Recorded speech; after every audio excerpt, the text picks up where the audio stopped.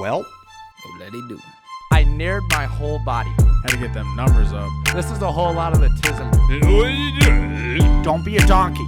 Upper decker, baby! I'm not trying to be disrespectful. Your pussy smells so bad. This is a hot take. You gotta make sure that you get a texturized sniff in there. I'm fucking leaving, bitch. Welcome back, everybody, to the Absolute Talk Show. It is Trent, a.k.a. Peej, back with Brent today. We have a special guest with us today, Ian. Ian, how are you, buddy? Doing good. Yeah. Doing good. So Ian is one of my coworkers and a good friend, I would like to say. So Ian, why don't you go ahead and just tell everybody about yourself, kind of give us a little insight into yourself. Okay, I work with Trent, obviously, and grew up Amish, left the Amish, came up here to Minnesota for college, and then became a teacher after college, and then after becoming a teacher, I What do you teach? started working at a pallet company. I taught history, English, kind of a smattering of things at a pretty small school. So Nice. I got to dabble into a bunch of stuff, which was a lot of fun. Just pull the microphone a little closer to you. So Brent asked you a really good question right before we started. Yeah. When is your coming of age? I want to say ceremony, but I feel like that's not the right word. For when, because you're former Amish. Yeah. And what was it that you had to do when you were finally given the opportunity to go out and explore the rest of the world? Yeah, I feel like I had a little bit of a different transition than most people. Mm-hmm. A lot of Amish kids are immersed in an Amish community and don't get to see a ton outside the community. At least, I mean, that depends on how conservative your group is. Mm-hmm. But I had quite a bit of a different transition because I had gone to a public school, actually, which was in the community, and they kind of geared their education toward the Amish community so that they could, have a bunch of us go to school there. But yeah, so right there, I saw a couple movies while I was in school. Got to hang out with a bunch of English kids, which English is just a word we use for everyone else. Like, Oh, really? Yeah. You can be Japanese, South American, anything, and we'll call you English. So That's funny. That's congratulations. really interesting. Yeah. That's funny. 'Cause we call the English European people. Yeah, pretty the much. The Brits and Yeah, all the that. UK, England. You guys are a little more accurate.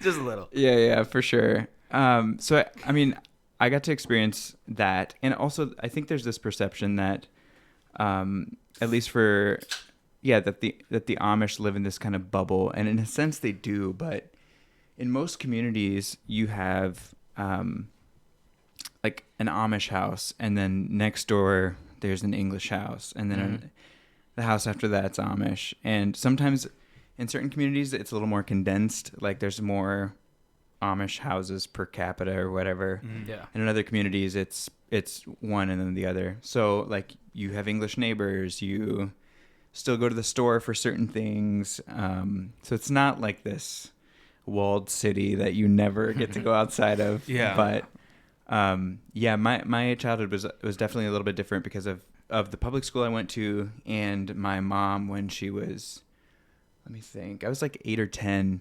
She left the Amish, and I got to go to church with her after like age 10, which was a kind of crazy experience. Yeah. Just seeing that, people do church differently than the Amish do.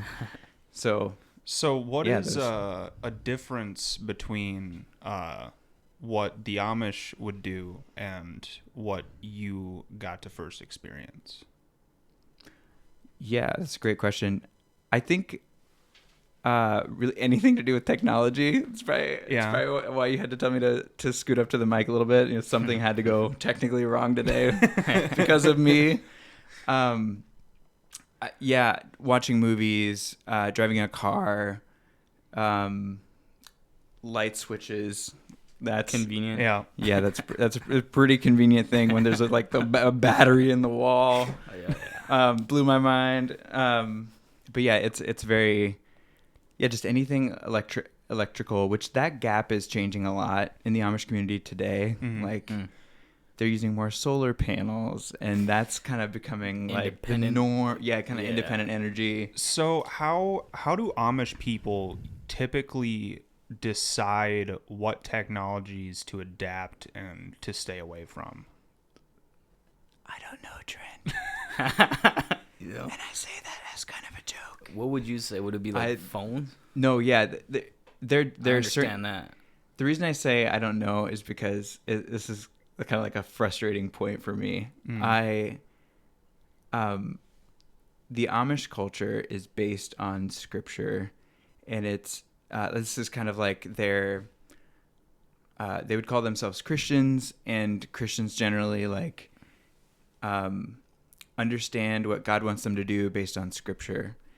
And if you read scripture, there's nothing.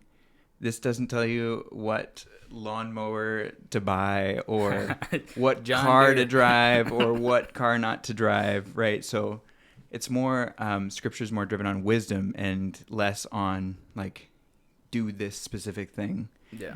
And so, yeah, what technology do you adapt? Like, do you use a zipper? Do you use, like, like technology is not just the 21st century, what we use today. It's like a lot of little things. And that's a bit of like a confusing thing for me still. So thinking about break it down a little further. So instead of me using the word technology, let me say the word electronics. Yeah. Okay. So how do you guys determine which electronics to adopt or steer away from? Because I have noticed one of the companies that we sell to or we buy our lumber from at our work is an Amish community. Yeah. And they bought one of our forklifts. Oh yeah. Yeah. Good point. So that's kind of an instance where I'm kind of thinking of they purchased a forklift, which is a type of technology. But from what I've gathered, I understand that Amish communities typically will only adopt the technology or electronics, in this case, whatever it is. They'll only adopt it if they truly find it to be useful, a benefit to their community. Yeah. There's a big difference between the technology that you use for your home and like enjoyment and what you use for business. So in an Amish business, the owner could have a cell phone and a forklift and a building that's run with electricity. I actually had a friend, he had his cabinets put in recently by this Amish guy, and he like went over to his house, and the house was very like what you'd expect in an Amish house. No technology, no like light switches. It was like kerosene lamps and all of that. And then he went out to his shop, and there was like a CAD system and a computer. Oh, so it's like the works there. Yeah. Interesting. And that certainly varies between sects of Amish, like how conservative you are. We're not talking like that group was probably not farming barefoot and like the most strict group, but yeah, it varies from like what you use for work. So hearing about the forklift, I'm like, yeah, that makes sense. Very interesting. Okay. Can you explain any of your community's approach to how they did their farming and agriculture in their community? Dude, that's a good question. I grew up my dad was I come from a line of farmers, but my dad was a timber buyer and timber cutter, and so I don't really know much about that. I know they used horses. They wouldn't use tractors to like till the fields. That goes to the forklift. Like, when are they gonna start buying tractors? I mean, where do you draw the line? Yeah, because the farm is kind of like the overlap of of the home and the business, right? Yeah. So that's a really good point. I don't know why they wouldn't do that. It just seems more like you can get that field done in an hour. Yeah. You know? Yeah. For sure. There's this, I should have brought an article to talk about this, but there's now like this huge push away from agriculture as it is today, because there's basically have you guys Are you speaking of how right now we aren't utilizing regenerative agriculture? Is that what you're referring to? Yeah. Yes. Yeah, so you use these big machines, they like they're really hard on the soil. Yeah. You have to treat the earth like a living organism, and when you use this heavy equipment on it, it's so much faster. But each year the soil is like deteriorating. It's not as like, there's a bunch of dust essentially on top of the soil. Isn't it also true that when it comes to farming, a lot of the I'm blanking here.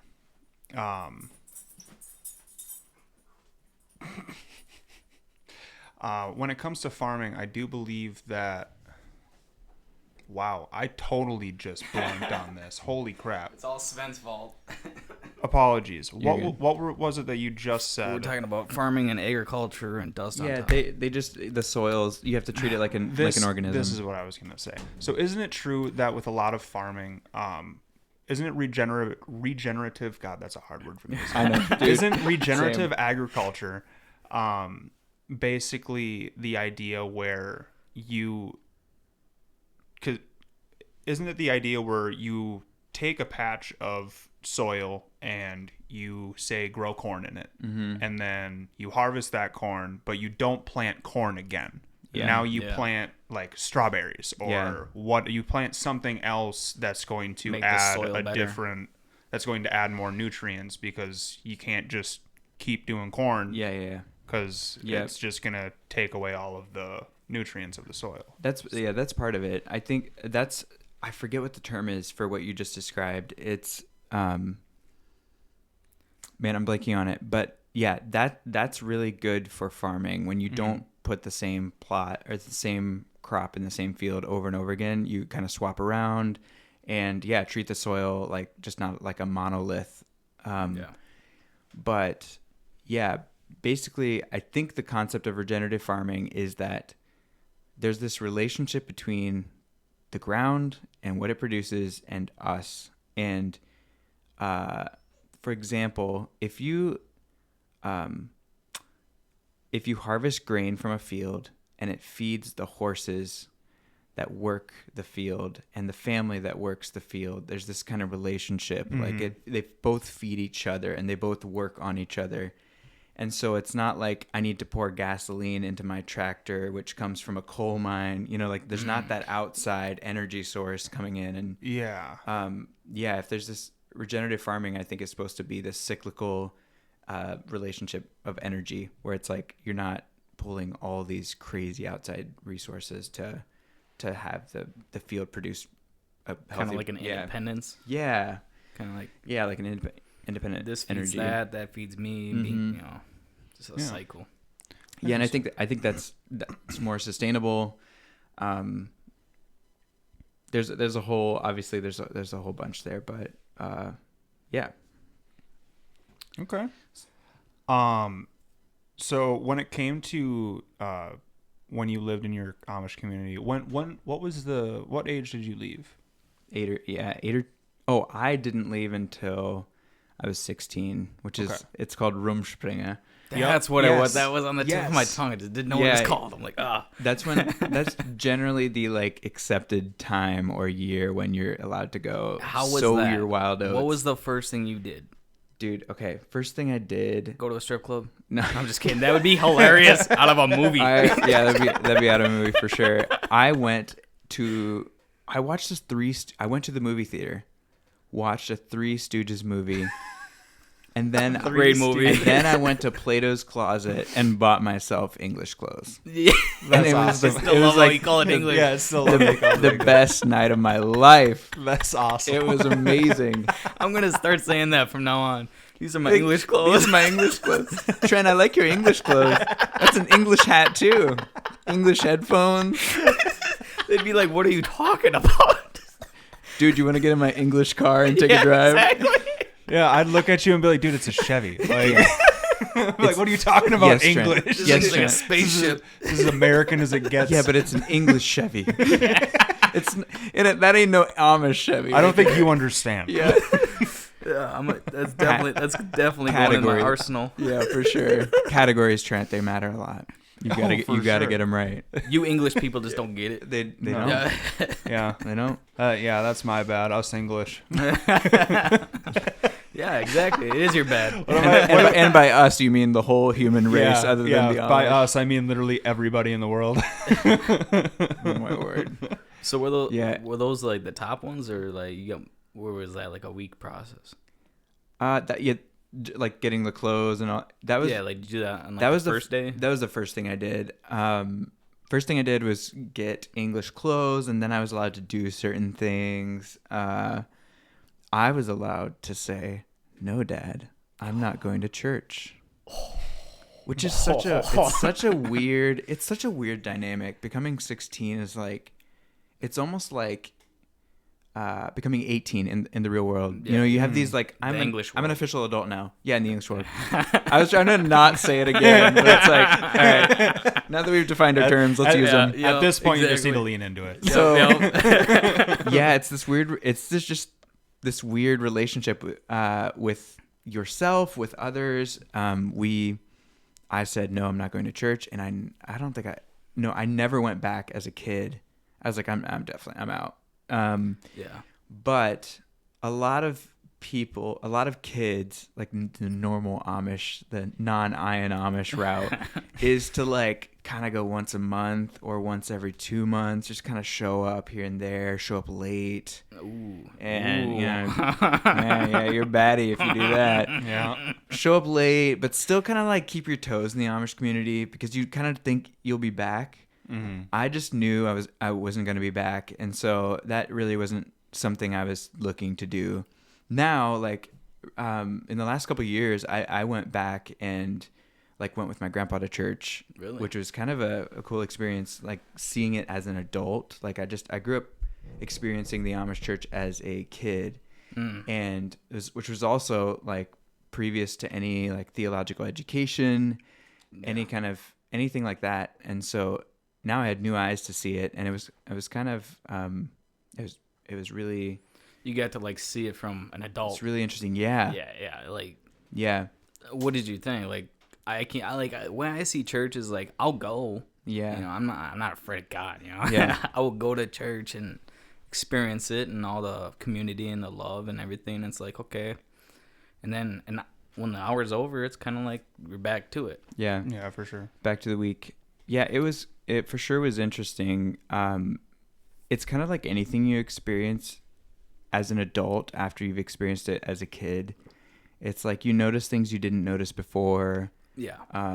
It's like being a dad now. I'm like, when I say no to my little girls, I'm not trying to be this like malicious demon person. Yeah. I'm just like, You're being a no, father. if you run with your scissors, you're gonna poke your eyes out, like legit. I want to protect you. Yeah. And so it's kind of like, it was kind of like that. But yeah, I loved it. I love talking to my grandpa about like what he thinks about the Bible, like certain passages in scripture. And yeah, one of the best conversations we've ever had was about scripture and about what he believes. And which was kind of surprising that he would open up to me about like that. A lot of Amish people just won't really have an at length or in-depth conversation about what it is that they believe. It's just like, this is my lifestyle. I go to church. We want to keep life simple. We want to not like get stressed out about all those things the world is stressing out about, which like there's a lot of great, which makes sense. there's a lot of common sense principles there. But having a conversation with my grandpa, who is like was the longest standing bishop in Ohio, or in the Amish for. Yeah, he was like a bishop for 50 years. That would be really interesting. Almost everybody knows who he is. Wow.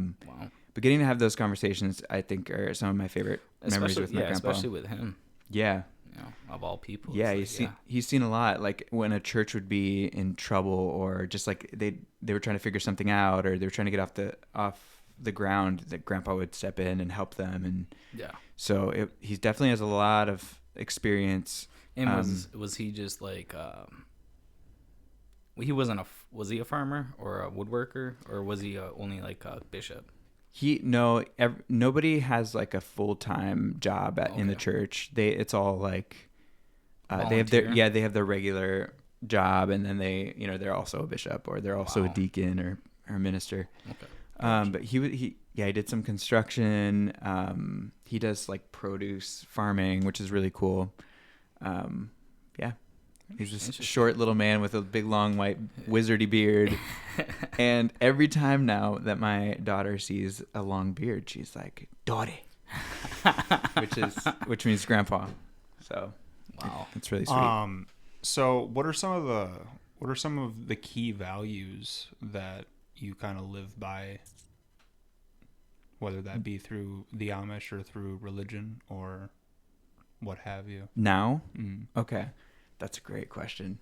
Dude, you're like... that one was deep. You got like a revolver right here. And the next one. Yeah. Key values.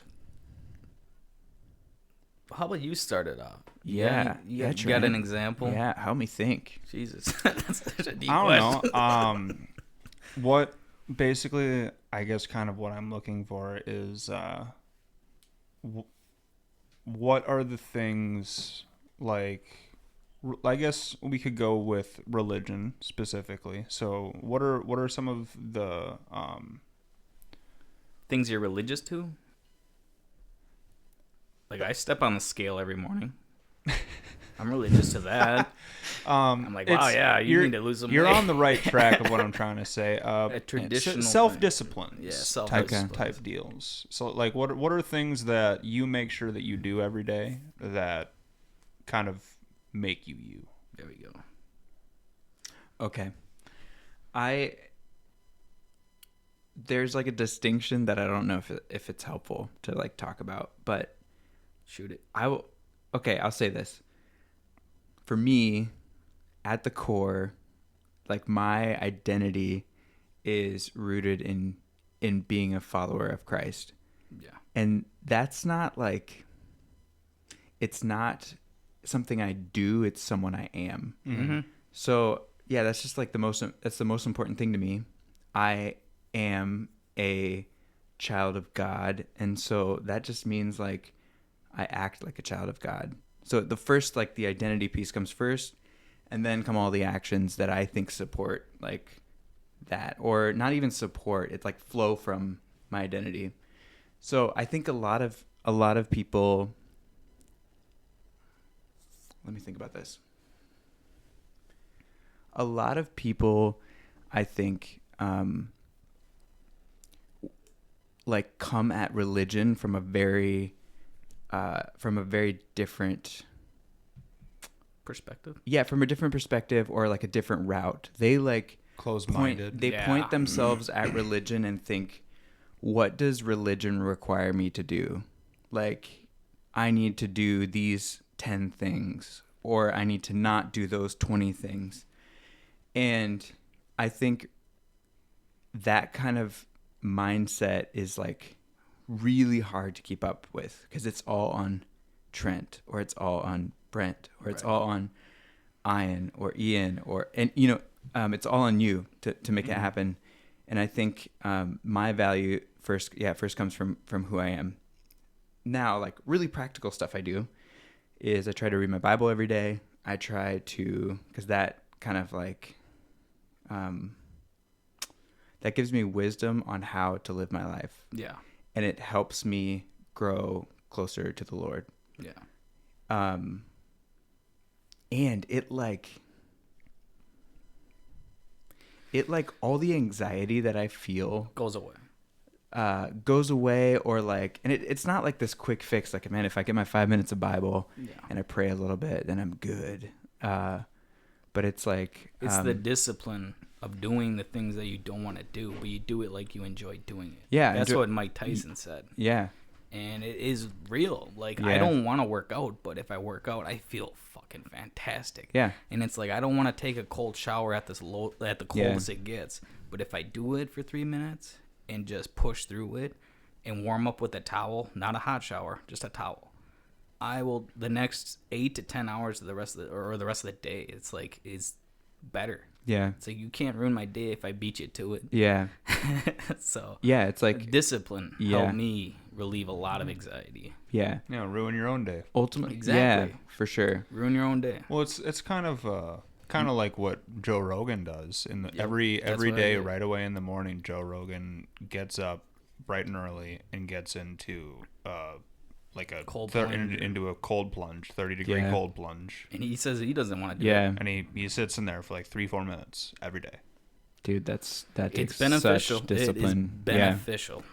Yeah, I think, man, if you're disciplined, you can do a lot. It's I think discipline is like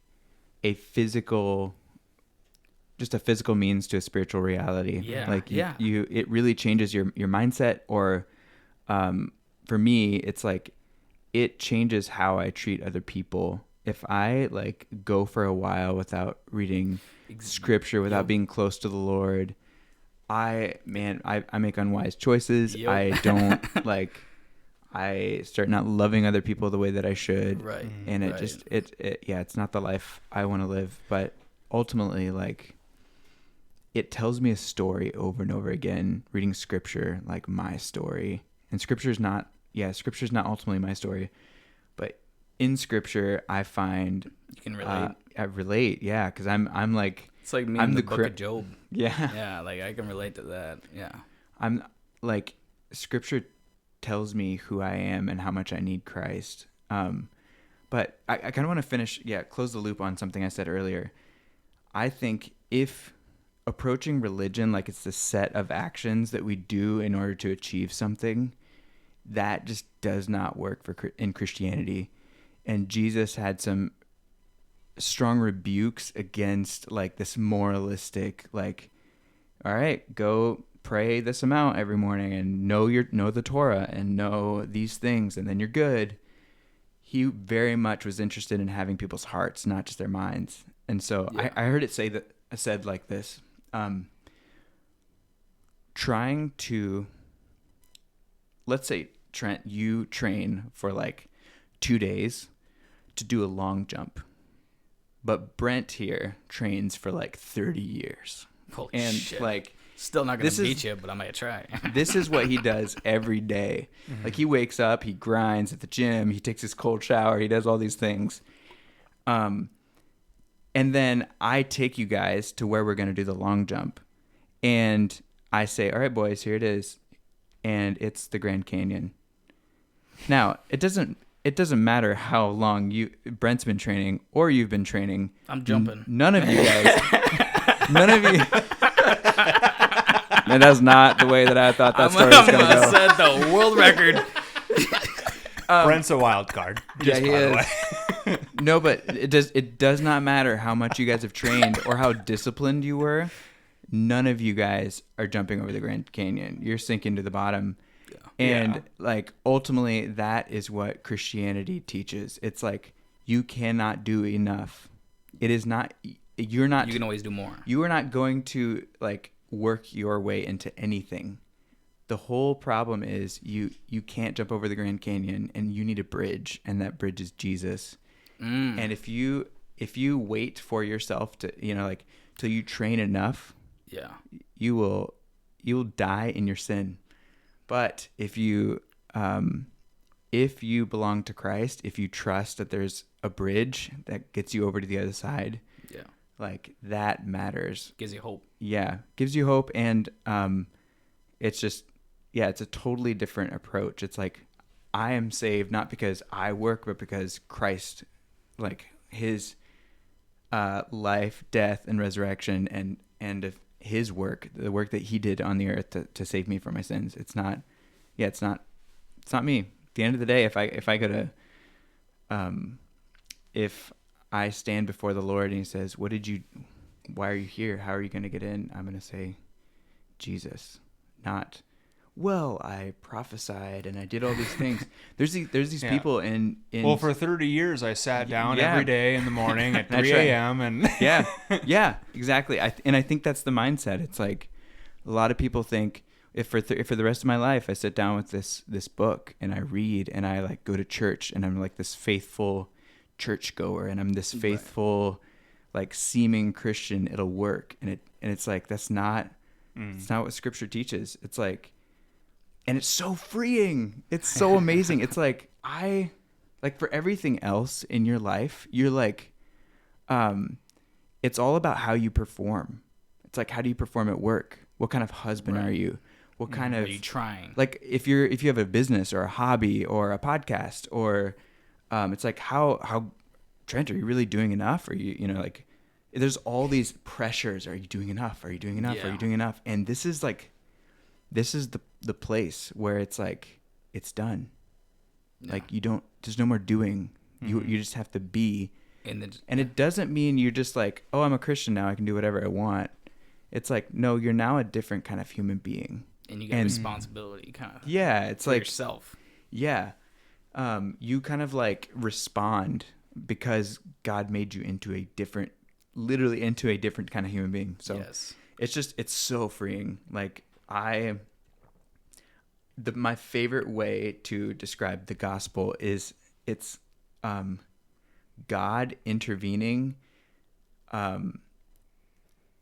like standing between us and our destruction and saying, no, I will not let you destroy yourself.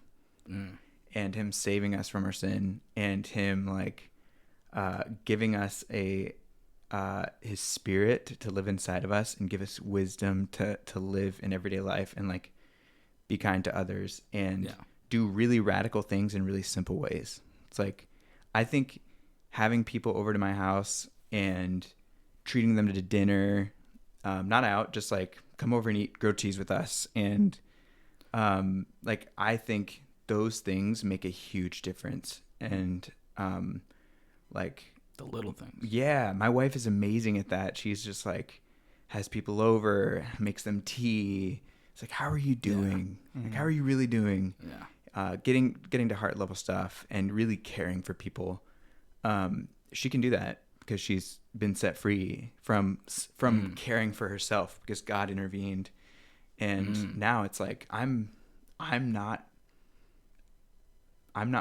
my own priority anymore. It's like, I get to prioritize everyone else because, like Christ has set me free from having to achieve all these things. Like, if everyone's like on this race to achieve all these things, you're going to be looking out for number one. But if someone already won the race for you, you can just kind of, oh, cool. Which gets me to, I got a question. Yeah. What would you do with $1 billion? Dude, that's a great question. I think, okay. Can I tell you how, can I tell you how brilliant that question is? I think it exposes what's in people's heart. Yes, it does. That's so true. Like, because it just kind of like magnifies. Money is just like a magnifier of what's in your heart. That's a good way to put it. That is a great way to put it. But I still want to answer it. Yeah, it's fun. It's a fun question.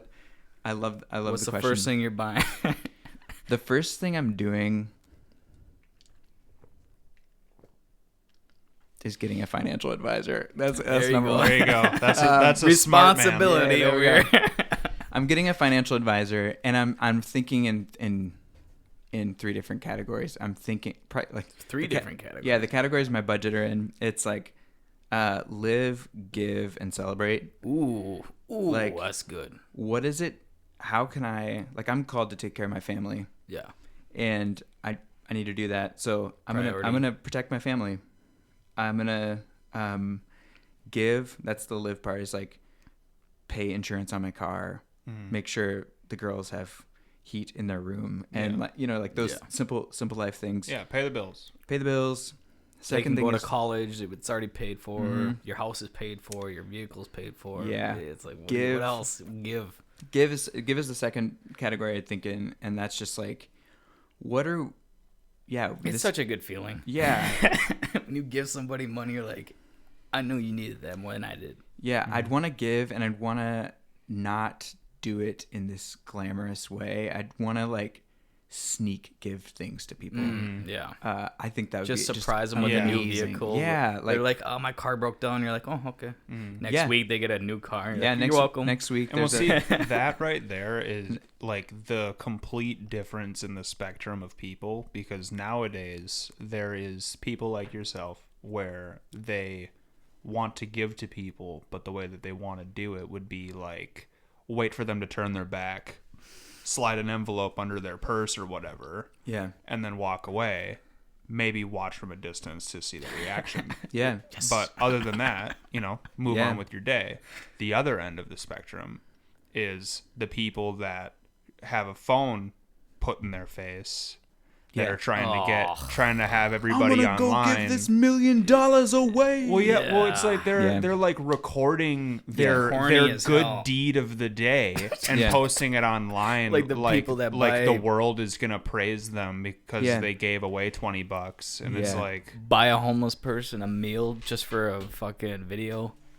It's like, you don't do this all the time. You're just Yeah. doing this for well, yeah, YouTube. and it's just like when I see people that are posting the videos that do that, and they're like genuinely like looking for like the attention in that aspect, and it kind of upsets me. So, Yeah. Last part would be celebrate, and I don't know what I'd do with that. I would want to like Be like be Conor careful. McGregor. I don't know. No. Wait, did you say $1 million or $1 billion? Billion. Let's just okay, go okay. above and beyond. Million's like Buy a spaceship. very different than billion. yeah. The reason why I said a billion, because a million ain't shit anymore. Yeah. But a billion is. So I mean, it's really? like, all right, now you're thinking. I would flinch if you gave me $1 million. Just Yeah. say it is still something, but Yeah. Still something. Yeah, I think I would still have the same level of response if I got $1 million or $1 billion. Okay. Like yeah. Yeah. Did you guys know the difference between a million, a billion, and a trillion? This is mind blowing. oh yeah, I Did you heard hear that? The Yeah. number game or Yeah. whatever. It's like a thousands. yeah, it's 1,000 millions. Yeah. No, but like, have you heard about it in seconds? 1 million seconds is 11 days. Yeah, I heard another one's like A third. billion, A month. a billion seconds is 31 years. Jesus Christ. 11 days, 31 years. That's the difference between Sounds a million way and a off. billion. And then a trillion year or a trillion Jeez. seconds is like 30,000. It's like 30,000 years. It's like an Jeez. insane amount. So Yeah. it's like it's not. It's It's some- so different. Wow. Okay. Yeah. I kind of want to revert back to the question I asked you earlier. So what are some of the key values that you've taken with you from the Amish community? Yeah. That's good. I think genuinely caring for people Yeah. and not they're so community focused and so they're very community focused, and it's like the health of the community matters more than the health of the person. And I mean there's a danger to that. But Everything that you're kind of telling me is kind of giving me the help thy neighbor idea. Yeah. Yeah. For sure. That kind of like you're looking out for other people. You're not just looking to inflate your ego, look great. Yeah. Yeah, for sure that work ethic, living a slower life. Like I think that's really important. Everyone's White so rush. yeah, everyone's so rushed and hustly, and I want to go to work as hard as I can in 8 hours, and then turn it off. And when I come Relax. home, be with the Yeah. girls. Is that what like- what do you do after work? Do you just keep working, or do you just relax, I sit around? get home. This is a bit of an ideal, but I get home. I try to put my phone away, put my phone somewhere, and forget Yep. about it for most of the rest of the night. Sure, And I play with my girls until Lex makes dinner, that's cool. and we eat dinner. A little bit of time there to hang out as a family, and put Parker down, and then we Parker the dog. No, Parker. Just kidding. Sorry. Parker's my Had to make a joke. I put my Had to put the dog down. I had to put the dog down every day. Every day I go out and buy another dog so I can put another dog down. I'm kidding. So yeah, we put our girls to sleep around 7, and then like there's 2 hours there for me and Lex to spend time together. Yeah, recently that's been a little bit of like working on my photography business, setting up a website, and like doing just a bunch of thinking through for that. But yeah, that's kind of like the free time is those 2 hours, and Lex wants my time too. So sounds I get to awesome. spend some time with her, which is Nice. sweet. But yeah, values, I think just looking out for other people, living a slower life, working hard. Work ethic is such a Huge thing. a huge thing. One of the biggest insults you could hear, at least I thought I could hear as like growing up the way that I did, was you being lazy. Like if you're lazy, you were like, Oh, which brings me You're to another nothing. question. What are your thoughts on monks? monks. I be more specific. Okay, let me lay it out. What aspect of that? So we're talking about the Tibetan monks that just sit on a mountaintop, right? Yeah. They don't talk to each other. They don't talk to anybody. They just sit there, and their highest achievement is dying in a lotus position, which is like just cross-legged. Dying while meditating. It's the highest achievement of, and it's like he doesn't share anything of what he's thought about for the last 25 years. He doesn't speak a word, just stays to himself, sits there, eats all our food, but you know what I mean? Like, he doesn't do anything to help us out, and then he dies there. And that's supposed to be the highest achievement to them. I think that's a sad and lonely life. That's what I'm saying. It's the bet. That's something that we talked about on one of our episodes, is that monks literally will spend their entire life in celibacy and like just like devoted to doing meditation, and it's considered the highest achievement to die while they're in the lotus position in a meditative state, and it's considered like they consider themselves to still be alive. If you he's die, still alive. He's just they're dead. like no, he's not just dead. pale, and his fingernails He's are just gonna wake falling up out. one day it's just like, like, it's like they actively look Man. mummified, and Wow. and everybody's like, no, like they're still alive, and you're just like, I what? didn't know that. That's there's no crazy. heartbeat. I It's think like, dude, I think you could probably put your finger through them if you push hard enough. Dust. I think that's kind of a crazy life to live. To try Total to opposite. to try to empty yourself is kind of sad. There's no meaning in that. Because man, I think the Lord has given us so much in life. Like in the Christian life, like you were supposed to. It's like a go and enjoy. Yeah. Go enjoy like life to the full. In John 10, Jesus says, like, I've come to give you life and give it to you in its fullest form. And I think like people think it's like religion is don't have sex, don't have this, don't have that. And it's a lot of like, yes to all of those things, but do them in the way that, the creator of the universe intended it for. Yeah. And he knows, because he like holds together the whole Picture. universe by the word of his power. And Yeah. he's not, like he knows how things are. It's like you trying to use something in just the wrong way. It's like, I'm going to go play baseball and I'm going to use this microphone as my bat. It's like, there's these things called baseball bats that work a lot better than microphones. Yeah. If you could just use those. I think it's kind of sad to me, thinking about emptying yourself instead of living a full life. I don't So, know. It's supposed to be a I high have- state of achievement. I have kind of a loaded We question could be doing it for wrong. you. like all of them More have than been. more than Brent's $1 million question or $1 billion question. Yes. Possibly. I think that's That was a fun one. that was great. How do you preserve your traditions and pass them on to younger generations? I've been thinking about that a lot. Just I've been thinking about that a lot because there are certain traditions I don't want to pass down. Mm-hmm. And there are certain traditions I do want to pass down. Mm-hmm. And I'm still trying to figure that out because Parker, is not Amish anymore. Mm. I'm like the last generation, and I'm trying to discern what is wise to keep and what's wise to throw away. Which, like, seriously, I think about that a lot. Like, language, do I keep talking to her in German? Do I not? Just do it. I have. No, it's good. I have, but Bilinguality is definitely a good, for sure, good yeah. thing to have, for sure. Like, that's kind of a simpler one. I used that word correctly, right? What? Like, bilinguality, isn't that what I don't know about the ality part. I think that's bilingual. I don't know. I'm not an etymologist. All right, well, we know what I was talking about. But yeah, language is one of those things. Like, I want to pass it down to the girls. And one of my nephews today came up and said "Hasch," "Hasch," which is German for deer, or Pennsylvania Dutch for deer. Interesting. And I was like, it's moving through the family. It's happening. Yeah, it's happening. Oh, my hard work is paying off. That's awesome. My wife corrected my daughter the other day. She was like pointing at something, not like corrected, but like just said, "Oh, that's actually called this."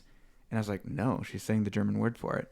So we have to figure out what that looks like because, yeah, I would. she doesn't know. My wife doesn't know it, so she doesn't know if like is Parker just saying the Yeah. wrong word? Is it German? And I would just give your daughter like the opportunity to be like, "What else is it called?" yeah, You know, it's just so you're. yeah, What like? There's other names for it. yeah, She's not wrong. yeah, for sure.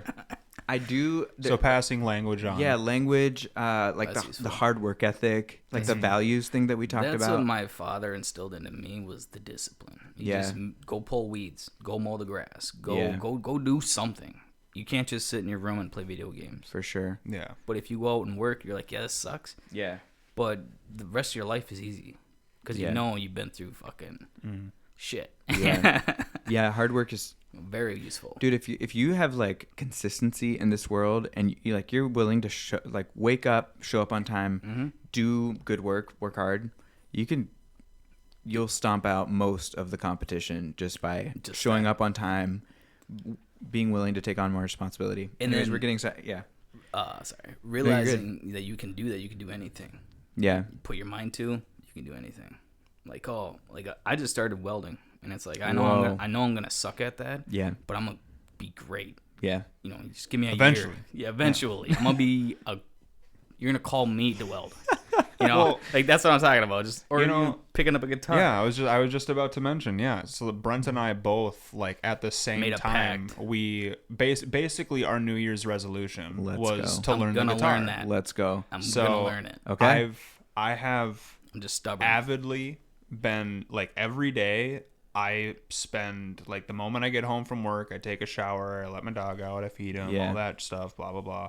And then as soon as I'm done with all that, I come in here and I grab my guitar and I 30 just minutes. sit down Go and, you. I just Mhm. pluck Dude. away on it for 30 to an hour. And it sucks Yeah. because I know I don't do Good it a job. lot of days because I'm tired after work. Yeah. and Yeah. I relax. But then I But think, I think about, about it. this guy, and I'm like, yeah, he's doing it. Yeah. Dude, accountability is a killer. Yeah, it is. Discipline, man. It just yeah. brings you back Yo. to discipline. For sure. If like you can stop and just go, well, I can skip one day. Or Yeah. But then you give yourself slack think the next about day. it and go, Yeah. or I can pick the guitar up even if it's for only 5 minutes. Yeah. Even if I you're can not at trying. least pick it up for a moment. Try. It's picking it you up. know, who knows? Maybe when I pick it up, Yeah. maybe as I start plucking away on it, all of a sudden it'll spark something. Then I'll just Yeah. get interested. And maybe I'll keep going. That's what David Goggins That's said great. about running. He goes, I hate running. He goes, I look at my tennis shoes for 30 minutes before I put them on.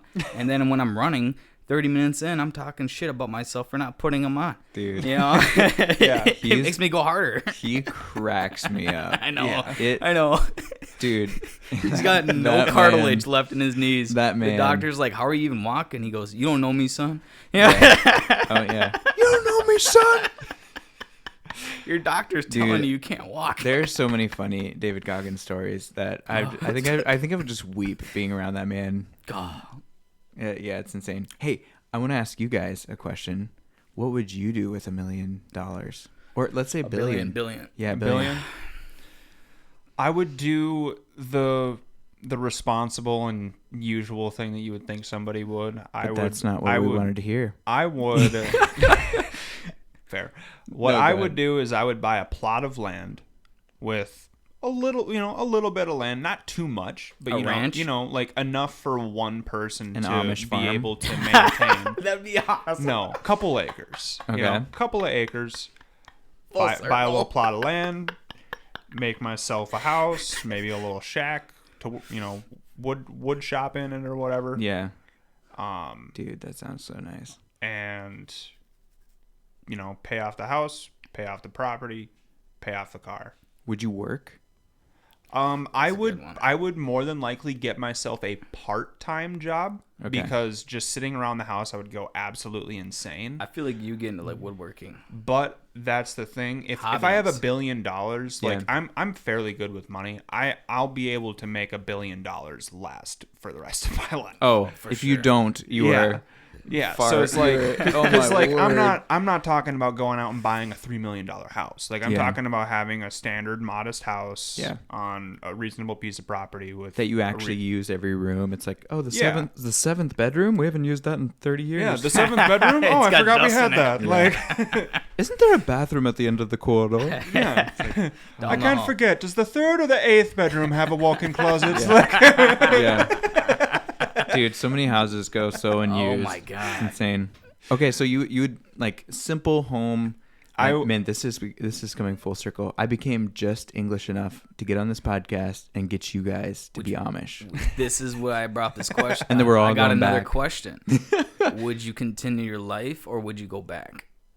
Wait, for me, Yeah, would I continue? because like if you're trying to, Oh, you know what I mean, yeah. make us revert. No, I'd well, leave. if we're going I'd on, leave we're you. taking you with us. You're coming with us. I'd leave you there. I'd bring you back and be funny. like, I know better than this. Where'd he go? Yeah. I thought he said it was going to be fun. Okay, Well- so finish up. Anything else? Would you work for someone else, or would you actually like just have your own business? I would probably just get literally like the simplest part-time job. Okay. Like just something to fill my time Yeah. so that way I don't wake up every day and just be like, all right, well, go water Yeah. the flowers and Yeah. look at the sun again. Like, Yeah, no matter what, I think you'd feel pretty empty if you didn't actually work and use your Yeah. brain. And yeah, so I would definitely do that. I would definitely work a part-time job because I wouldn't Yeah. want to have to be anchored down to a 40 hours a week job if I don't need to work 40 hours a week for the money anymore, Yeah. So, what about you, Brent? I have a dream of isn't it Martin Luther King Day like next Monday? Like Hey. in like 2 days, isn't it Martin Luther King Day? I just gotta say, I want to build a resort called Brent's Last Resort, and that's where I'm gonna retire. Brent's last resort. My resort. That's where I'm gonna die. I'm gonna Yeah. die there. So Oh, yeah. this is gonna be the resort of all resorts. You fuck the beach. You don't even want to go there. You just stay at the resort. Like that's how fun it's gonna be. It's gonna have the dance floor, the pool bar. He's going to make his own ocean. everything. He's just, Like, it's gonna be the dance floor and You got- Brent, and that's it. Just Yeah. out there on the dance You got- floor all alone. Yeah. stand-up comedy every Okay. night, and you got movie theater. And then you're like, I don't even know if I want to go back to the room. That That's sounds so much fun. That sounds Casino, like a cruise you know? ship. honestly, that, Cruise ships but on have like land. everything. So You know- basically a resort. Yeah. Okay. I think But with something the- that would be really $1 interesting billion. to do. I'm if- spending the whole billion on it. Yeah. I think the part-time job that I would do. Brent's gonna lose his billion. I think I would actually open a comedy club, like here in Hudson or something. Whoa. Like a bar/comedy I club. don't know if you're gonna get much people. I mean, you would be there. I don't I would fucking. be, you should be there. Yeah, I I'll don't. be there. Not like That's it. I'm doing nothing. I'm just gonna sit He'd be there. like, Should we? He'd be like, Brent, go up there and talk. Well, Oh 'cause- my Please. god. Fuck. I've thought about it because it would be really cool to have a comedy club here in Hudson because we literally Yeah, the the only one I closest know is comedy St. club Paul. to us is like in the MOA or in like Madison. There's that the joke joint. Yeah, it's in St. Paul or Yeah, Minneapolis. there's a couple places, but like Does the mall- like the closest one is like half hour, 45 Yeah, minutes. right. You know. It'd be convenient. This place is turning into a city. You know. Yeah. Well, it is a city Is technically. Hudson growing a lot? Oh my yeah. God. Dude, if you would have seen what it's like Hudson Woodbury looked like now. when I was a kid Oh. compared to what it looks like now, it's a Yeah. completely different Why do city. people? Why do people want it? Is it like Everybody close wants to get out enough of to the city? Minnesota. It's Get out of the because it's Cheaper. not in the cities, but Cheaper. it's Taxes. not quite all the way out in the country. Got it. It's that perfect middle area where there's enough space for people, that it's right on the water. Yep. There's a beautiful beach area. fair. I'm up and Yeah, up, it sounds like, nice. I'm up north of here, Okay. about like 40 minutes, and that is like a small town that everybody knows of, and What's it called? Osceola, and it's got a waterfall. Everybody knows about it? Yeah, pretty much. You don't, I guess. Well, you haven't been up north. Okay. All right, but yeah, it's I gotta just go. right off the river, so Okay. it's like as close as you can get to the river, Nice. and it's super convenient, and nobody knows about it until now. But yeah, it's got literally in town just the first strip, bowling alley, waterfall, pond, like, cafe, Sweet. just bar, everything, Nice. everything you want right there, and it's like, where do you else like? You don't want to go anywhere. You're just stuck in this little town. Yeah. And that's what I like about little towns is like versus a big city or a Hudson. It's kind of like people don't just look at you as a number. You're actually like somebody you might recognize. Yeah. The Like, thing I is, saw you up at Walmart. that is the nice thing about those smaller towns is that typically everybody like everybody knows each other. Right. You know? Right. Like literally like you could go to the gas station and there would be 2 people in there and it would be the attendant and another customer and you'd know both of them by name. and Like, they're that's crazy. always friendly.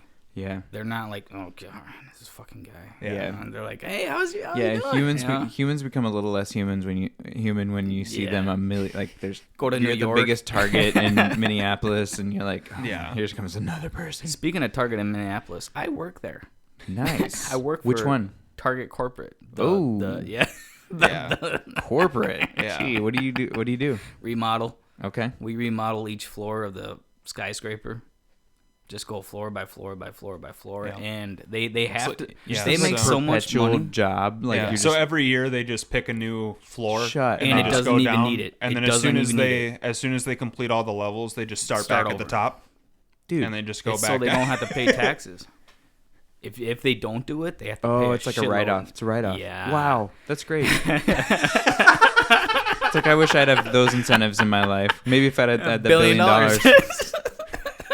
Yeah, I need a tax write-off. I'll just spend so much money. Yeah, I'll just I'll spend hire a ton, someone. Yeah, I need a tax write-off. I'll spend a ton of money on useless construction. That's Fuck amazing. it, hey. That's it. Yeah, people with like that kind of money, like corporations or whatever, it's so insane. What incentivizes them? I was listening to this podcast about this photographer that like he's doing the weddings of like just the wedding of the weddings. Like we're talking like $18 million budget weddings. Like each chair is handmade. The cake is Damn. 8 feet tall and you cut it with a samurai sword and like they're Baller wedding. Oh, just like insane. And like they fly everyone out on a like 600 people out on a private jet to North Ireland and the wedding's 4 days long and they like and he says it was so crazy to him that when he started working with clients like that, it no longer became like a money question. It's like that's not what's on there. Like for you and I, when we think about buying something, the first thing is the how. How will we buy that? Do we have the money? Exactly. And for them, it's the only thing that like decides whether they get something or not is whether they want it. Yeah. Like there's no like, of course we have the. It's like if you have, yeah, of course I want it, so I'm going to buy it. And Kind of like a baby wanting a toy. yeah, Like, I it's want like, that. All right. there's no decision If they don't other get it, they yeah. cry. There's no decision other than do we want it? And so he's like, it became so strange to me doing these sales pitches because like they don't care about how much you cost. It's just like, tell us what you're giving us. Do I want it? Then they decide, do I want it? Yes or no? And then we hire you or we don't. It's not like a This is gonna be the best Yeah. photo op. I'm gonna like make sure that you charge a little bit lower and I'm gonna get the best deal. It's like 50% off. It's like It's Yeah. like the Macy's, like buy one get one free. It's like all of that just Sold. gone. Well, yeah, haggling gone. Yeah. Like Yeah. the like barter and trade, like that whole the whole Yeah. idea about that of like oh well, I got like how much does it cost? Oh, you want 120? Well, I got $88 on me. Yeah, no. No, well, I can't do 80. I can maybe do 110. Yeah. And then you sit there and you barter. You go back and forth, Yeah. and that's not a thing anymore. And at that, They're just like, nope, it is $120, and that is the price. If you don't want to pay it, get out. All right, I'm leaving. Yeah, it's like at that point, it doesn't matter if you're charging $80,000 or $100,000 for your photography Jesus. services. Like that's insane. Yeah. Well, I do want to take a quick break, and we'll come break. right back. All right. All right, guys, you got to tell me don't be a donkey. Don't be a donkey. Don't be a donkey is our saying in this podcast. Here, don't be a donkey is our way of basically saying don't be an idiot. Don't be a jackass. Yes. That's basically it because we are jackasses. So don't be yourself or what? I don't know. What are we talking about? Whatever you interpret. Basically, it's just learn from us. Yeah, it's just our way of saying don't be a jackass. Just don't be an idiot. I know what it's like. Don't do it. Like stubborn or like goof off too much or However you need to interpret it. Like whenever you're driving, you're like, this guy's a donkey. Look how he's driving. Yeah. That guy. Whatever you picture. Any time when you would that's a donkey driving that car. Exactly. Basically, any time that you would insert the word jackass, Okay. insert donkey. Jackass. Okay. All right. Don't be a donkey. Yeah. I will try not to be a donkey. Yeah, there you go. Well, we all try. We all try, but I always end up, I fail all the time. Dude, sometimes I'm a donkey in my marriage. I'm a donkey Yeah, at work. exactly. It's about embracing being a donkey. It's like, why you gotta be like all fucking hot shit? What are you, a stallion all of a sudden? Yeah. Yeah.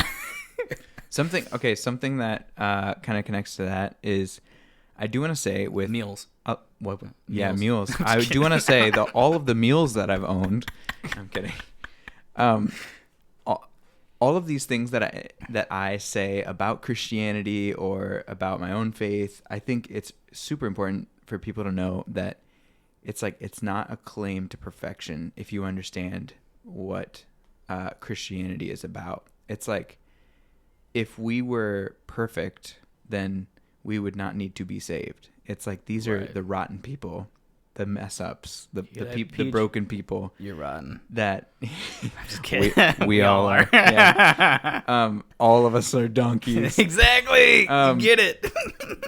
And so it's not like this claim. Christianity is not this claim that like we are the group that have it together. Mm-hmm. It's like we are the group that realize to some extent how broken we are and how much we need something to pull us up. Yep. So that's why we do this. A group of donkeys. Yeah, there you go. Big group of donkeys. Big group of donkeys. And there's I just realized that because it's like, man, in my life I feel like such a mess up all the time. Like there's my goodness. I do such foolish things in my marriage. I do such foolish things as a dad. I am on this very long journey that is making me into a different person. But for now, I'm still a donkey. A donkey. Or what I like to say is I'm just Brent. I'm just fucking me. I'm just myself, man. Sorry if it offends you. Brent, how old are you? 28. Oh, I'm 28. Trent, how old are you? I am 20. Shit. 6. 20. Dude, you even know how old you are? Yeah, shit. Gets his driver's license out. 26. I turned 27 this year. Okay. In like when's 2 months. Brent, when's your birthday? January 6th. Just last month. Oh, you just turned. Okay. Yeah. So you're 97. Yes. Okay. Yep. I'm a Capricorn. I'd like to backpedal us a ways. So earlier, I was gonna ask you a question, but I got sidetracked and asked you a different question instead. So, the question I originally intended to ask you was, what does a typical day in your community look like when you were in the Amish community? Ooh. Yeah, what's Okay, I'll everybody's just give you agenda? like the stereotypical like family, Mhm. and that'll probably answer the question better. Stereotypical family, like dad wakes up early in the morning, goes to work, and like dad's life revolves around providing for the family. Mhm. It's like you work hard or you're useless. That's why like being lazy is such an insult. It is. Mm. Fucking monks. So it's like, yeah. What are you doing? I'm just gonna sit here. All right, I'm gonna sit here in the lotus position. Yeah, I'm it's like- doing something. Okay. Dude, yeah, not in the Amish community. You're not sitting around. No, they work hard, and so dads are out working hard. Kids are like learning. Like, actually, I'll go to moms. Moms are homemakers. Stay home, make sure the house is clean, take care of the kids. Just like the house front is kind of taken care of. Like they're basically a manager of the house, and dad goes out and earns income and leads the home. Mhm. And the kids are kind of like, they're in school until 8th grade. And so like I wasn't going to go past 8th grade, but I really wanted an education. So that's another story. But kids will go to school until they're in 8th grade. And then, but throughout that time, they're like learning from dad when he comes home, and they're like doing stuff outside, chores around the house. And, the girls are like learning how to take care of the house. They're helping mom clean. They're helping wash dishes. They're doing laundry and, just a bunch of chores. So, usually like the Amish are very clean people. Like their houses are pretty like pretty maintained and pretty clean. And like, it's kind of amazing because they're like from a young age, like they have a bunch of kids and they're all training their kids to like take care of the house and like make it look really nice. So man, there's some like Amish homes that are just like, oh my gosh, this is just perfect. It's like everything is in its Better place. than my house. Oh, for This sure. place doesn't even have lights. I was like, it's better than my house. It's better than ever. Like somehow, like it's like I've hardly, unless someone has a maid or a cleaning person come to their house, I have not seen many homes that are as generally as clean. Yeah, just because the focus of half the house, all the girls, is like cleaning the house, making sure it's good. Girls do go out and work like after 8th grade. Like in the fields? No, they get a job in like a furniture company or like a cabinet place, or like they stay like a secretary or something like. Quilting. Okay. I don't know if there's any I'm just kidding. quilting jobs. So but do women in the Amish community typically get the same rite of passage as men, or is that process typically different when it comes to women? Are you talking about like the Rumspringa thing, like when they leave the Amish at 16? Yeah, I think for the most part they do. It definitely looks different. I think there's a lot of pressure on young Amish girls that isn't on the guys, and so I don't want to conflate them into one thing or one experience. But generally speaking, like if you're 16, it's not like the girls don't get to do Rumspringa and the guys do. But Male privilege. Yeah.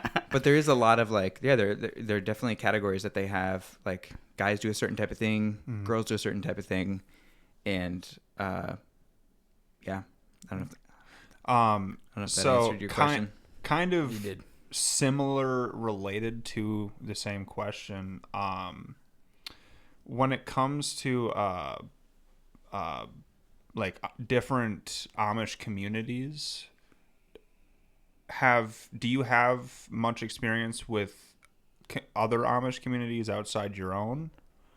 And if so, how do outside Amish communities compare to your own? Yeah, that's a super good question, because a lot of people, depending on how you grew up in the Amish community, like if someone grew up Amish, they might listen to this and not like fully connect with what I'm saying because it was different for their sect of Amish. So I grew up in Old Order Amish, which is like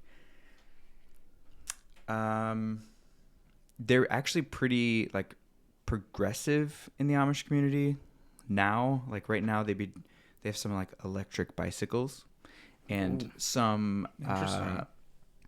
solar panels on their houses, and some of it's like wired up, so you actually like have a switch and you flick it and the lights turn on just like in an English house.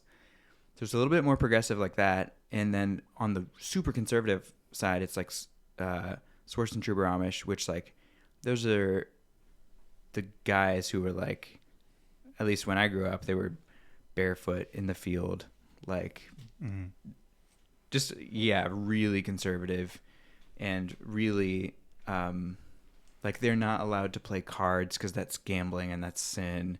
Like games, there's very few games that they're allowed to play.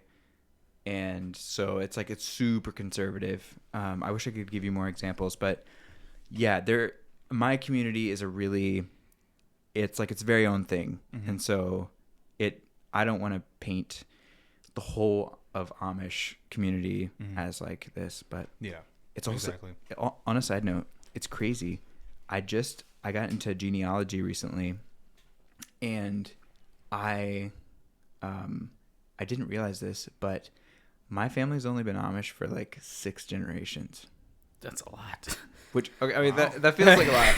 That feels like a lot, but it's like the distance between me and my grandpa twice. Oh. So it's like, it seems far, and it kind of is. It's like 100 some years. But I realized that, and it's like, oh, it was so shocking to me, because it's like, oh, it's like we haven't been like this forever. Yeah. And it was kind of wild discovering that. But yeah, Your great grandfather's grandpa wasn't Amish. he was let me think. He was German. He was a Nazi. I'm just kidding. That was before If I did that correctly, that should be right. Your Yeah, I think grandfather's so. grandpa. yeah, was I could not give you the Amish. names, which are pretty cool, but Yeah. Google it. What? How? I can go back pretty How far. hard are they to pronounce? They're not. No. Yeah, like my dad's name is Marvin. Okay. His dad's name is Heard of him. Atlee. His dad's name is Jonas. Then Abe. And then Adam. Joseph. What are, Joseph Nicholas Johannes. Then it becomes really German. yeah. Johannes. So and yeah. So Johannes. what are some of the more intricate names that you've come across? Gottschalk. Wow.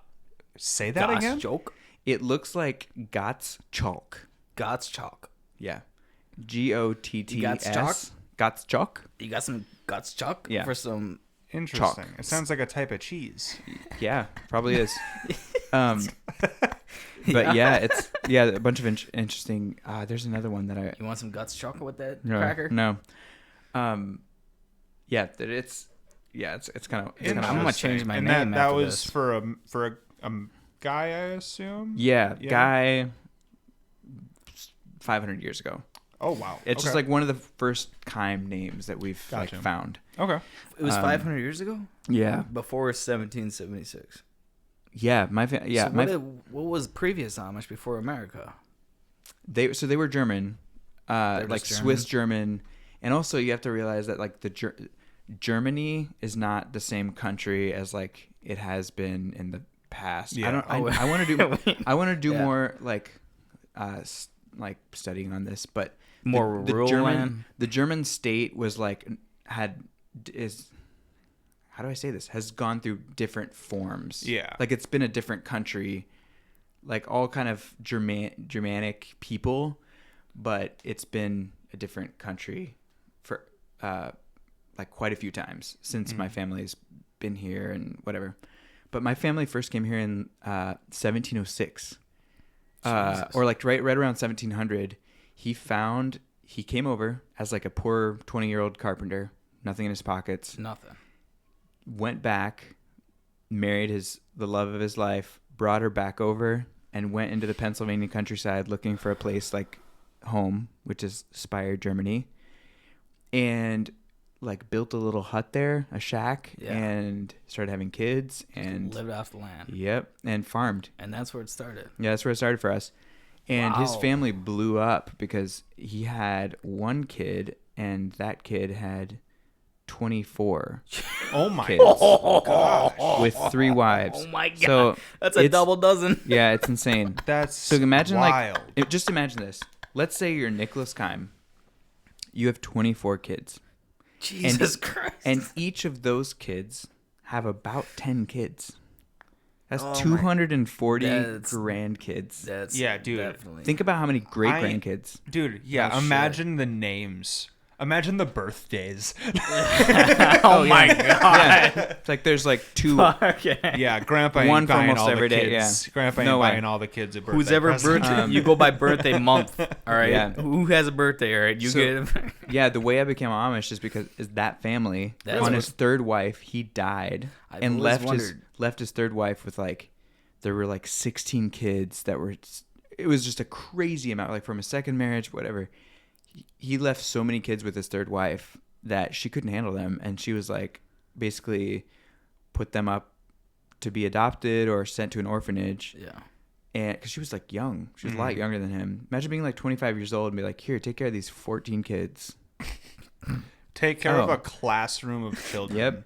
Good luck. And you don't have any income too. So Yeah. she basically tried to like have people take care of them, and an Amish family took care of my like great great grandpa, and then he married an Amish girl, yeah. and we've been Amish ever since. Wow. But I thought it was like for hundreds of years, or like since 1600 when Menno Simons and Jacob Yeah. Almond and that whole sect broke off of like Protestantism. That's super interesting. Really Yeah. interesting. It's wild. So I asked you about differences between the Amish groups. Let's see, what other ones do I got in here for you? How do you interact? How did you generally interact with non-Amish communities when The you English. were Amish? I looked at them like they were freaks. It is the Amish have a reputation of like Amish kids have a reputation of staring because they're like this person, Well, they're probably curious. this English person. I don't This know English- anything about them. This fucking English person. With a lot of curiosity, I would say. Yeah. It was I was just very curious. I've always been super curious, and so seeing like English people aren't like talked about super highly in the Amish community, but they're not like, I don't know how to say this, but they're like, yeah, they're for sure treated as outsiders. So they're And like people who are like out for their own interests, and so it's kind of like you're always suspicious of English people as an Amish person. Like, what are their motives? And they're just like this like wild person, like this wild Selfish, animal where you like, independent. selfish, independent, like not That's a good way to put it. not Not about the community. not about the community, and not about like not accountable to like something, because they're just out there. They can go to whatever church they want. It's like, who are you really accountable to? Yeah. Whereas in the Amish community, like you do something, like the whole community knows about it real quick, and like you can, I don't know, it's just a lot of accountability. Yeah. And Okay. so, yeah, I was very curious, but we were always a bit suspicious whenever any English person came around. But then you like start to make friends, and it's like, oh, they're just like me, and they have cares, and they have hurts, and they have all these things that they're just normal. And I went to this youth group when I was 13, and met some of my closest friends there, and it was just they were just guys like me who had a bunch of questions, and I would ask some crazy stupid questions, but because I was like, how does this work? And people would just answer me, and I'm like, so okay, I'll ask more questions. But yeah, I was very curious, a little suspicious, but once I got to know people, it was like, oh, you're just like another person. Yeah. That kind of wants the same things that I do.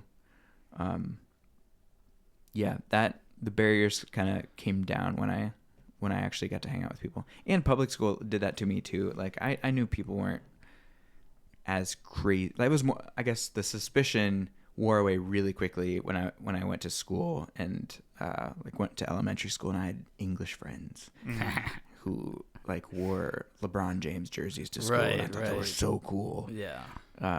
Rebellious. Yeah. Gotcha.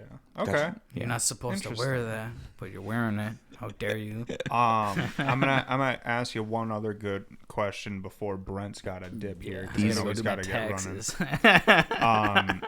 What is something that what are some stereotypes about the Amish community that you might want to either confirm or squash? Confirm or deny. About English people. I'm just kidding. That's a great question.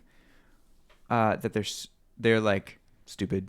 Amish people are they're not educated like normal people, so they're not book smart in a sense, and some of them are. Some of them like read a lot, but they're super Wise. What? Wise. Yeah, they're really wise. I would say that the thing that I'm trying to get at is like they're very industrious. Like if something needs to be fixed and you don't have this like internet to go solve your problem, you start solving problems on your own, and your brain just is like, there's got to be a simpler way to fix this. Yeah, there's no way I could do that because I just YouTube do it yourself. Yeah, same. I'm getting lazier. I'm a lazy. Shame. I'm a lazy Englishman now. Yeah. Shame on me. What happened? Yeah, I don't know. I got a hold of the internet and it let me down.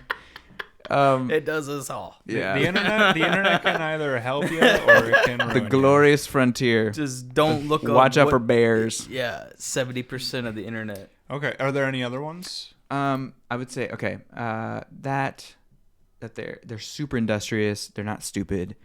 They're just smart in a very different way than you are, and they ask very different questions than you do. Yeah, I think that's the only one that I would like want to lay to rest. But I think that would definitely be the most common one that I would know. Yeah, I've been asked a million times if I've churned butter before, but that's about it. Have you? No, I haven't. That's a lady's job in the Amish community. Yeah. Okay. All right. Well, Brent, Yo, I'm out. we appreciate you, bud. Yeah, bro. I love it. It's good talking to you. Dude, it was great talking to you, man. For sure. Make it on next time. Okay. Absolutely. I'll just have sleep. you on I'll next sleep in Trent's living room, Yeah. There we go. like under the recliner. Be like, hey, you doing a podcast? And you're fine with it? Yeah. Just pop out. Like I never left. This whole time. Been eating Free crumbs rent. off the floor. Thanks for having me, guys. Yeah. Absolutely. So, you and I we'll keep going for a little bit here. I'll listen to it. Yeah, Brent, drive safe out there, brother. The roads are not good, so Be careful with your English car. GMC truck. English Peace GMC out. truck. all right, drive safe, buddy. So yeah, so putting to rest the people being unintelligent. Yeah, absolutely. I could understand that for sure. That was definitely the one that I thought that you would go Yeah, at. you think like 8th grade education, no access to the internet. That makes for an industrious person, not a stupid person. It's also like when people think about civilizations of old, it's like it's really easy to think the further back we go, the stupider we get. But it's like actually the more like people's brains worked. There was this old philosopher who was like didn't want his students to write anything down because he was like they'll get lazy. They won't memorize things. And like old Jewish rabbis would have their students memorize like whole books of the Bible. It's like the less you use the internet, the more your brain has to work. Yeah. Like you're supposed to memorize the Bible as a rabbi. I have heard that. Yeah, which is super wild, and that's a lot to memorize. Yeah. Yeah, it's Scripture is really powerful, and that's a way that a lot of people want to like internalize it and like, okay, if I want to meditate on this and really have it make a difference, I want to have it like in my brain. I can just think of it and it's there. But yeah, we don't realize how powerful our brains are. Mm. It's like people memorize all of Psalms, all of it, Yeah. every single one, like starting from 1 to all the way through, and it is just wild what your brain can do. So, you've mentioned going to public school a couple of different times. What was public school for you guys like? Because for some reason, I imagine like, this tiny little shack that, just a couple of wooden desks and a chalkboard. No. But, you said that you were with English people. So I assume that you were in a standard, like, elementary school that I went to. Yeah. Yeah. Yeah, it was called Mount Eaton Elementary School. If you look it up, it should look like a regular school. Just last year, it got not torn down. It changed. It like Renovated. It went away, and another school is now in it. But there's pictures online. It looks like just a regular school. But yeah, that was a really, man. It was like the playground of my life. I think it was really a place where I was curious about a lot of things, and I got to just explore and like ask questions, and but in the same sense, like I was just a kid, just like everyone else. Well, that kind of seems like it was the outlet that you had of the outside world. Yeah, essentially, for lack of better words, the outside world. Yeah. Like electrical pencil sharpeners and the internet and like computers, very just normal. I mean, as many. We had the old Mac computers, like the colored ones. I remember those. The computer lab. Yep, the computer lab. Wow, they don't even have computer labs anymore. They just I know. People get your phone out. Yeah, something like that. Kids, pull your laptop out. Yeah. But yeah, it was really cool. Once I became a teacher, it was kind of like we've talked about experiencing something as a child and then going back and experiencing it as an adult. Man, when I became a teacher, it was amazing. Like you get to be the teacher you always wanted. So I apologize. Like, I don't mean to cut you off. Good. I assume I know the answer. What was it you were teaching? I assume it was theology because that's what you studied. Yes? No, I actually taught English and history. Really? Okay. And like a tiny bit of science and a little bit of other things. Okay. But yeah, reading, history, and got to teach poetry, which I love. Oh, okay. Love so much. So that was so fun for me. I loved being a teacher. It was amazing. Wow, that's awesome. Yeah. Okay. Super, super cool. But yeah, can I share a short story of what I did with a student once? Mm-hmm. Okay. One time, there's a student who fell asleep in my class. And so I wrote on the board, I said, "We are going to leave this room." And so I would like write the name of the kids on the board that should leave the room slowly. So they all left. And at the end, I erased the board and said, "Come find us." And so we hid in the school on a normal school day and had the kid come find us when he woke up. So it was kind of fun. So it's just like you get to be creative, you get to be fun, and like there are definitely lines, and you need to not just, your focus isn't on being a kid's friend, it's on being a kid's support and inspiring them and pushing them when they like have skills but aren't using them or need to be pushed. But yeah, I had the time of my life being a teacher. It was awesome. That's really cool. Yeah. So where was it that you taught? Just within your community, or did you actually teach at school? No, up here. After college, I was an educational assistant, so I didn't have like my own class, but I got to teach some classes and help out the primary teacher. But it was Trinity First Lutheran School. Yeah, it was a lot of fun. That's super awesome. Yeah, love the staff there. They're great, and they like grew me a lot as a teacher. Just great.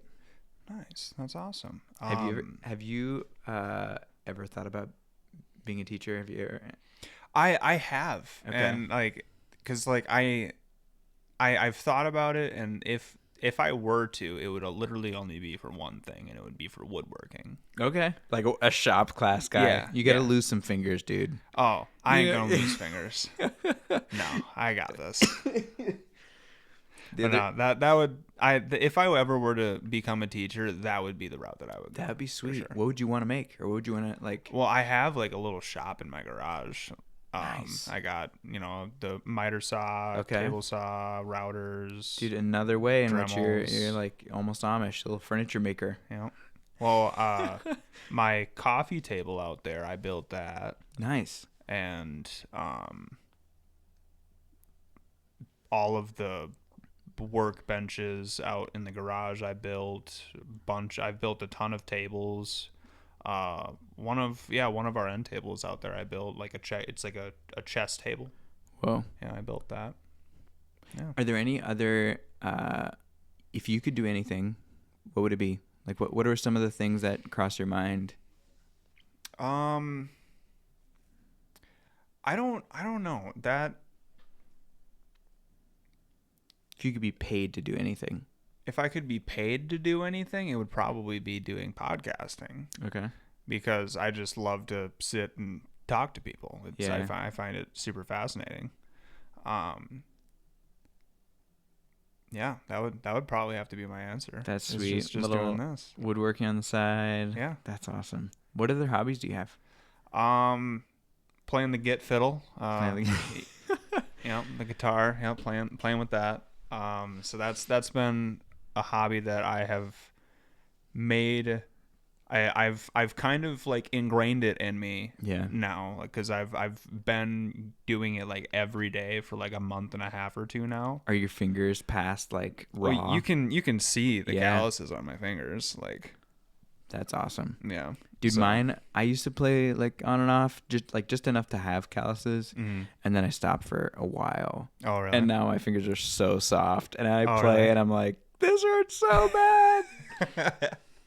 Yeah, luckily the calluses built up pretty quick for me. I don't know. I mess with the guitar. Other than that, I really am fascinated by like the superhero world. I love the Marvel DC universes. Mhm.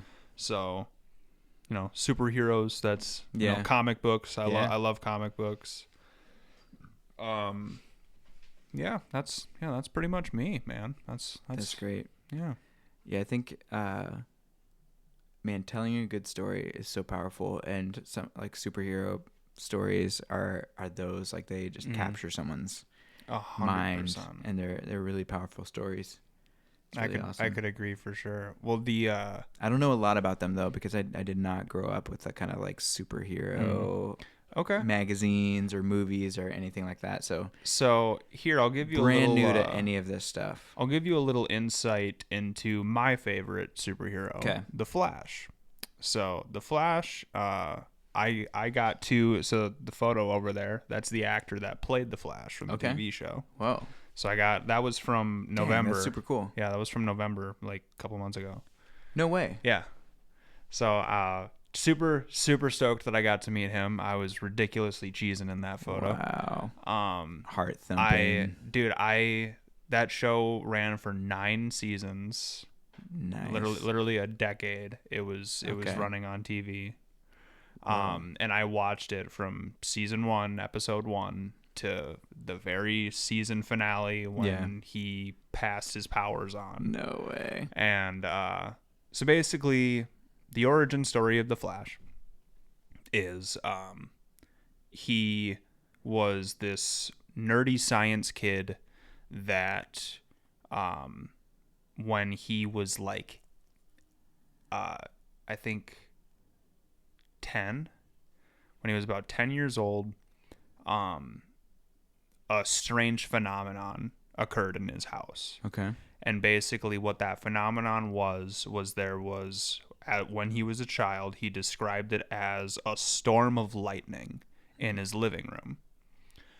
And basically what that lightning is, and if you have to go through and, actually watch the series or read through the comics and everything in order to actually like understand it. But basically what he saw was him in the like future him fighting like the man that kills his mother. Whoa. And basically it was future him was fighting off the Reverse Flash, and that's like his super big bad. Whoa. And the whole idea was like last minute he had to get his younger self out of there because Reverse Flash was there to kill child him, to eliminate him, essentially. So, but he couldn't get to child him, so he killed his mother instead.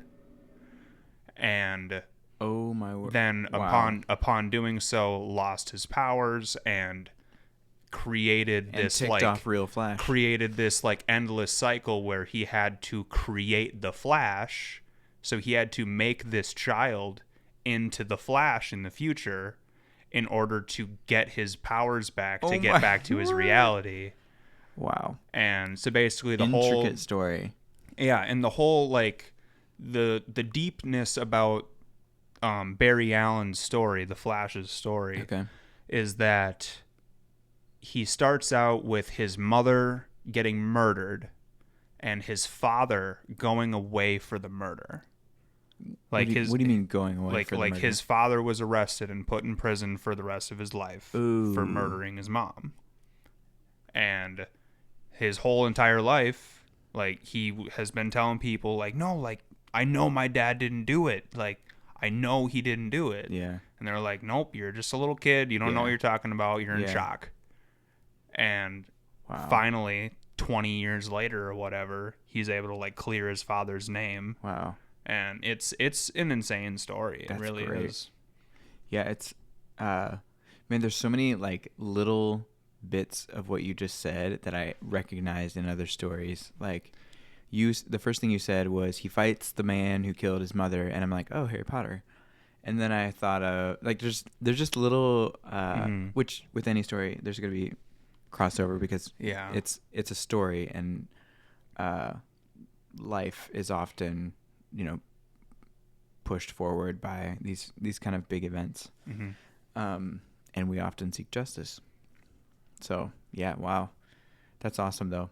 It's very, very different than any story I've heard. Yeah, super cool. It's super, super fascinating, and the reason why I connect with the Flash so much is because if you look at what the whole entire, like, what all of it is about, literally, if you look at it closely, it's a story about a boy that would do literally anything to spend one more day with his mom.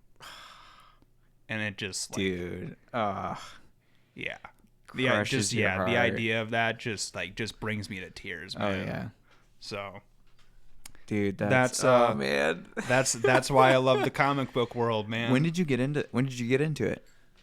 For the Flash story. When I got into the Flash, I was probably 11 or 12. Okay. So, man, impressionable years. Yep. That's wild. When did had the show been completed at that point, or were you like watching? The show started when I was like 12 years old. Oh, but the comic book obviously preceded it, right? The comic books are still going. The okay. Comic books have been a thing since the 40s. Whoa.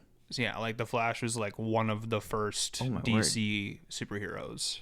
Okay. Yeah. Explain that to me. There's like DC and then there's Marvel. Yeah. And I don't understand like. So basically you just have to think of those. It's just companies. Okay. So DC is a company and they create superheroes and stories. Okay. And Marvel is a company and they create superheroes and stories. Okay. But Marvel owns these characters and DC owns these characters. Okay. Because DC created these ones and Marvel created these ones. Okay. Are they in the same universe? Like, no. Okay.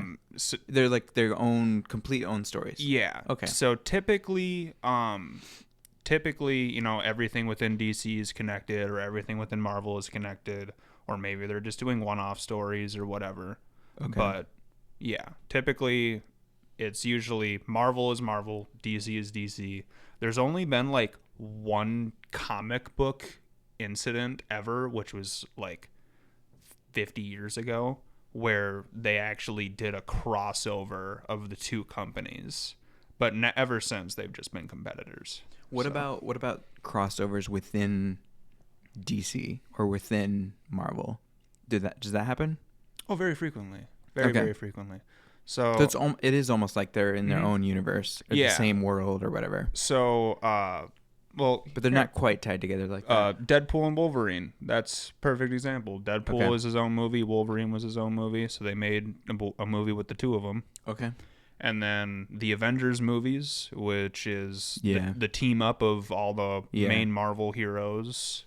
And then the Justice League is the team up of all the main DC guys. Okay. So, Wait, Justice League is the... Okay, wow. So Justice League is to DC as Avengers is to Marvel. Correct. Wow. I'm learning so much. There you go. Becoming more of an Englishman here. That's great. I'm proud of you. That's awesome. Man, yeah, it's a whole... Yeah, people who are into comic books, it's a whole world. Mm-hmm. It's very intricate and there's a lot of details. Yeah. It's pretty cool. Yeah, there's a lot with comic books, and there's so many different storylines and timelines and multiverses and whatever. It's like it never ends, and that's why I like comic books and all that so much, is because it's the one way of storytelling where the story doesn't actually end. Okay. You know, because like they'll tie up a plot, but they won't just like never utilize a character again. Okay. You know? Yeah. So it's not like, you know, the Flash dies in this comic book. We're never going to see a Flash comic Like at the again. end of a series, you kill off the main, it's like completion. Yeah. It's like, okay, well now the main character's dead, and now we never get another thing with that person, with that character ever again, right? Like that's what people typically would experience, and that's not the case. Instead, what it would be is, you know, you'll have a comic book where it'll maybe a comic series of like 28 issues of comics or whatever, and they'll have this whole storyline, they're all leading up to this final event, and the main hero dies or whatever. Flash dies. No more the Flash. Okay. Okay, well now they just start a new comic series, a whole new adaptation, a whole new story, you know. Why do you think stories are so like powerful and so engaging? You know, like it's like a form of information, right? Like if I give you a bullet point list and just gave you little segments of information, you would be less likely to be able to memorize that than like a story. Mm-hmm. What do you think it is about a story that's so I think powerful? I think it's just the format and how it's consumed. Okay. I think that's what makes a story so like grab your attention so much. Yeah. That's what I think. Like our mind works like that. Yeah, our mind basically hears a story and can like you were kind of saying something similar earlier, like when you're at work and you're listening to a podcast or an audio book or whatever, and you'll start laughing because of whatever was just happening in that book. Well, it's because you're listening to what's happening. You're able to visualize everything that's going on. Yeah, the characters were you real. Know? Yeah, so it's like sure, the story may not really be happening in this moment, but in your head, as you're hearing it or as you're listening to it or reading it or watching it or whatever, it's happening. In the moment, it's happening in your head. Yeah, that's true. It is so powerful. It's so engaging. And it like your mind really latches onto it. Oh yeah. And it's like it really happened. It's kind of like there's a couple actors who have played really powerful parts, and I saw them have an interview. It was Dwight Schrute. I just did it. It's like, and people come up and call him Dwight, and are like, oh, like interact with him as if he's that character. Yeah. And it's so ingrained. Like they did such a good job telling the story, being that person. that it's legit hard for a person who understands that they're watching a movie or a series to kind of remove themselves and be like, Dwight Schrute is a fictional character. I am talking to, Rainn Wilson. Yeah. And I actually know the exact interview that you're referencing. It's with the guy who played Breaking Bad, right? No, that's with the guy that plays Dwight from The Office. Yes. It's Rainn Wilson. Oh, yes. Bryan Cranston. Okay, yes. yeah, I didn't know what his name was. Yes. Okay. But yeah, they and Bryan Cranston had a fantastic response. I don't know if you remember what his response was. So his response was actually, I think that's the biggest compliment that someone can give you. It's like job and well Rainn done. said, well, why is that? And he said, because that means that you were able to play a character so well that you made them believe that you are that character. Yeah. They can't look at your face and think of someone else. And Bryan Cranston basically, in a nutshell, I'm misquoting this, I'm sure, but basically he said, like, that's the biggest honor that you can give an actor is, hey, Dwight, I love you, you're so awesome. It's like, well, you are so real. You nailed your role. Like, that's why. And yes, I do understand where actors are coming from and the idea of like, well, I want you to see me, I want you to see the person. But at the end of the day, people know you from your work.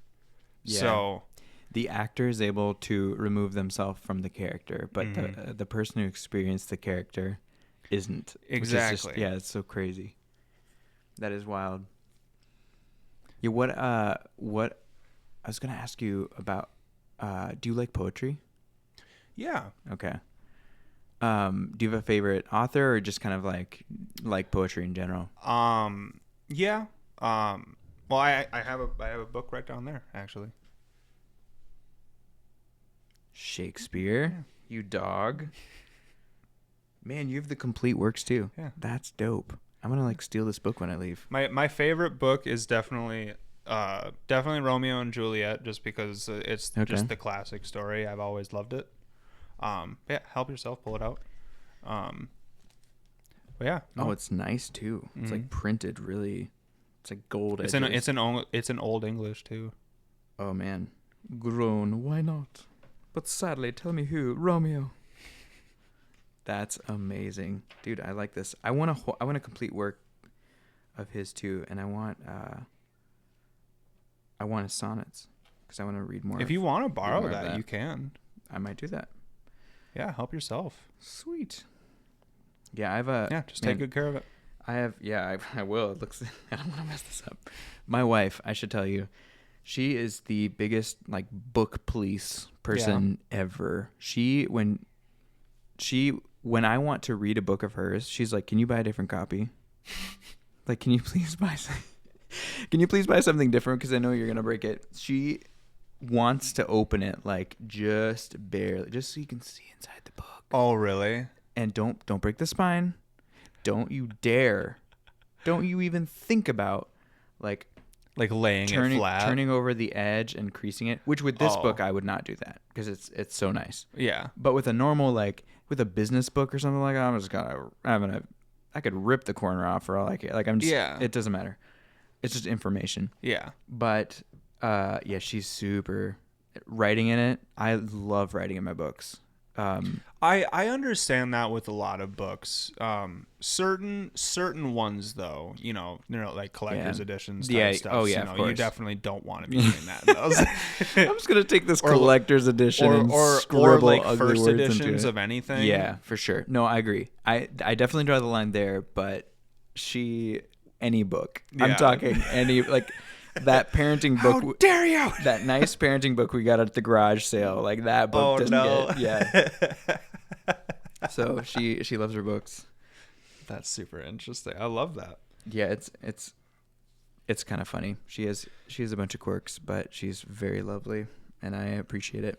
Brings out the best in me. So how did you end up meeting her?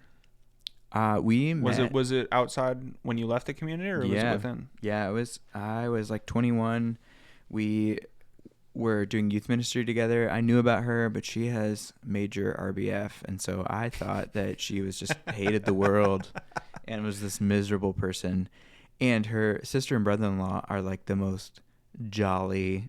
Just they were in love, and like when I got to know Lex, they were in love and were getting married, and they were just so happy and joyous. And there was Lex, and she was just sitting there with RBF, looking sad. And so I just had this perception of like, I could never. She's just that person. But then one day, we had mutual friends. I talked to her one day, and she was super funny. And I was like, oh my word, this girl is so funny. So I was like, I've like Facebook friended her that night, and the next morning messaged her about something we had talked about the morning before. We had talked about her like ideal morning, and I sent her a picture of. I woke up early to do it too. I was like, I'm gonna look cool. You slide Yeah, on. no. I was like, I gotta have something to message about. I can't just be like, slept in again, babe. So I woke up early, made a breakfast, took a picture of it, and I said, living my ideal morning. So that's how you do it, guys and girls. You go. Yeah, the playbook. No, but she was very gracious, responded to me. At first she was not very interested, but yeah, I hate telling the story because it sounds like just keep texting the girl and then she'll come around to you, and that's not the advice I want to give to everyone. But in this case, there's a little more to the story. There's a little more nuance than just I persisted. But yeah, it's like every time I tell the story, I'm like, don't just keep texting someone if they don't want to be texted. But no, for sure. I was like almost ready to give up, and then she sent me a long message, and it's like, oh, okay, there you go. I might like send something back. But that's awesome. Yeah, we dated for about a year and got married.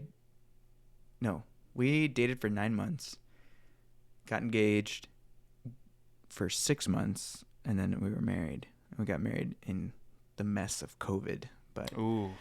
Yeah, Lex is amazing. She fills me out a lot in the sense that she's just a very different person, and it's so good for me. Like, I'm so glad I didn't meet, like, Ian 2.0. It would have just been kind of, I don't think it would have been good for me. So, yeah.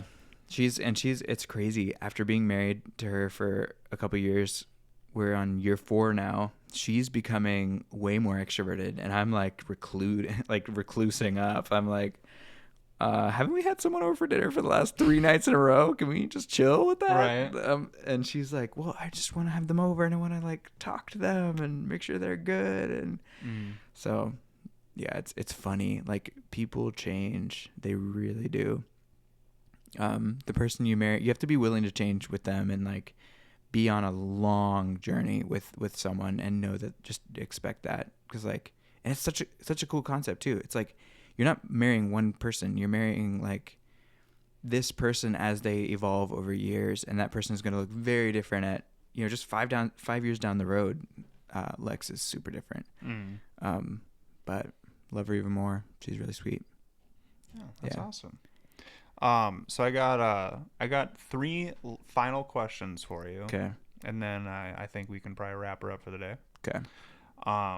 So these are kind of pertaining to like the work and craftsmanship within the Amish community. Okay. So first is what are some of the traditional crafts or trades that were important to your community? Furniture, farming. Man, these are so and then there were a lot of like construction trades, like roofing and framing. Yeah. Carpentry, super common for Amish people to have that as their job. I think those things were kind of like the traditional trades, but not electrical, not HVAC. that wasn't a big thing. Mostly framing, siding, roofing. And then you had like your blacksmith, which was way more rare because you don't need a ton of blacksmiths. Your occasional your farmers. Yeah. I would say those are the common ones. Okay. When it comes to like the furniture, how did you guys typically tend to make or use them? Use like handmade items and stuff, or? Yeah, okay. That I should have talked about that in the myth world. I think the Amish truly want to do a good job and they work hard. But I think there's this like stigma that like when an Amish person makes something, it's made by a wizard and it'll last for 300 years. Like they make things really well and they make things really sturdy, and it is definitely not like what's it called? The like cheap thing that you build on your own IKEA. It's not like your IKEA thing where it's like in a year that leg's going to be wobbling and it's going to fall apart. Yeah. It's really only meant to last you like a couple years. Their pieces of furniture are going to last you for decades. Yeah. But it's like someone else could do that. It's not like it's this rare thing. No one makes furniture like this. I don't even remember what your question was, but asking about using handmade items, yeah, quilts, furniture. So I think I had homemade pants. Mom would make our pants. Mom would make a bunch of stuff for us, like not our shirts. We got like the typical thing I would wear as a boy was a polo from Walmart without any like insignia on it, because you weren't allowed to wear logos or anything like that. But yeah, I would wear Amish pants and a polo, and certain things were totally what you'd expect a normal person would wear or buy, like cereal from Walmart. At least that was true for my family. And then other things were like, yeah, Mom made it on the sewing machine. Got it. And it was really stiff denim is really stiff when you first make it, like not from this like when you go to Target. It's like a board almost. Yeah, do you know what, have you ever been to the store and seen Carhartt stuff? And it's really stiff, like the material is really stiff. That's what Amish stuff is like when it's first made.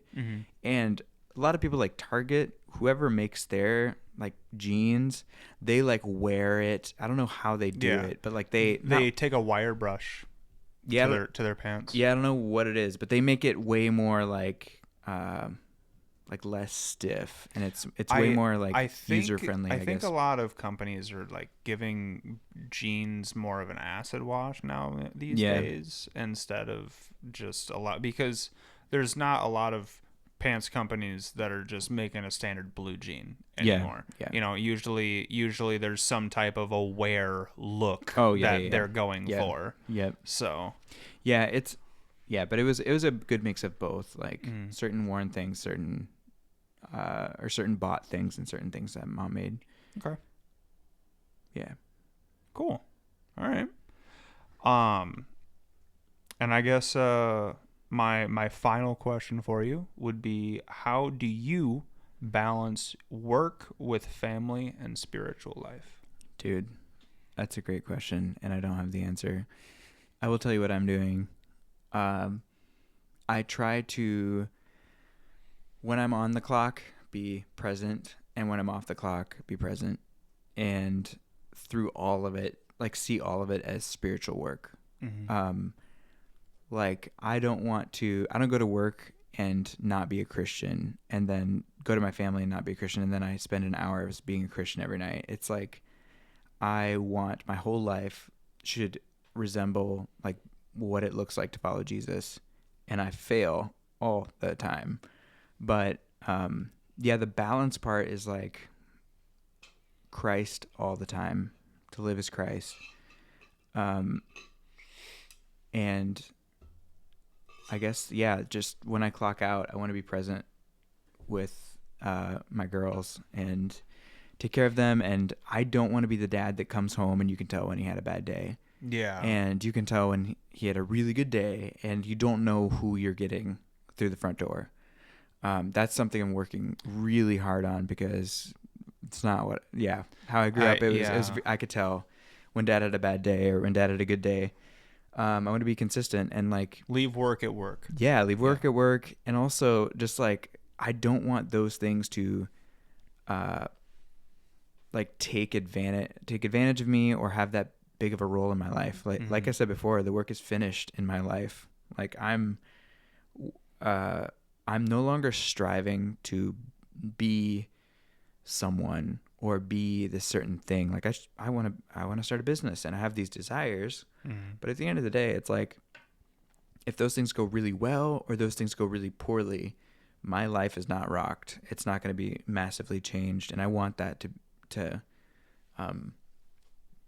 be obvious to my girls and to the people that are around me. Yeah. I think those are things I think about. It's like basically the clock out thing, and then not being on my phone a lot when I'm around the girls, which is hard. Super engaging. It's addictive. Oh, it's so addictive. But yeah, what's it like having a phone on you all the time now, going from 16 years of not having technology really or electronics really to suddenly having one on you all the time? What's that like? Yeah, it's pretty normal now, but it's very like, it had to have been a shock. It's crazy that you can just you can not be around someone and message them and they're there, but not, like, I don't know. Technology is amazing. I don't think we like awe at it. Like, it's so normal because we've done it so many times, but it's like, do you realize if I'd have taken this phone and shown someone in the first century, like Jesus's time or even before or whenever after, been like, hey, by the way, your friend John, he's on this island called Patmos, and I'm going to text him, and he's going to text back, and you're going to know what's in his mind. No. You'd have been like, what the heck are you talking about? Or I'm going to call him, and his voice is going to be right here in this little box. Yeah. And it's like, what? So, yeah, and like, you turn on a switch, and the light turns on, and you don't have to like you don't have to go and get a turn on the kerosene and light it with a match, and the wall is like a battery. You plug in your something into the wall and it charges it. It's like, where's that coming from? So I definitely think the awe has worn away, but it's just because we've done it so many times. But yeah, the world we live in is truly amazing. Like the things that we just take for granted. Yeah, cars, absolutely. Cars. Like I was thinking about that when we were on a road trip home to Ohio. I was like, in 13 hours, we're gonna be home. I call it home. My wife is like, that's not your home anymore, and I'm like, okay, but it is. Yeah. But yeah, it's wild that. Think about doing that journey on a horse. Yeah, you guys typically did a horse and carriage, right? You were not getting there in 2 days. No. Like it's gonna take a long time. Yeah. And you're just cruising 70 miles an hour. Yep, just tip tapping away. And your cars are like, you're listening to a podcast with your family. Yeah, verse that. Versus being in a carriage and you have to stop and the horse needs to drink and you need to feed it. Yeah, the horse got tired. Yeah, it's wild. Yeah. But yeah, we live in a pretty amazing world. It gets complex though, and it's like if we can find a way to use technology but not be harmed by it, I think that's a good use of technology. That's where we're shooting for. We're shooting for. That's awesome. Well, is there anything else that you wanna bring up before we wrap her up here, buddy? No. Thanks for having me. Yeah, I really appreciate it. Absolutely. Thank you so much for coming on. You got to open our eyes a lot today and open my eyes. So it's super, super interesting to me to learn more about. Yeah, dude. Your the Amish community and your past that you've experienced, and I appreciate you sharing it with us. Yeah, thank you. It's been an honor. Awesome. Thanks, man. Thank you, everybody. Make sure that you do us a favor and you hit that follow button. Share it with your friends. We only get bigger if you help us.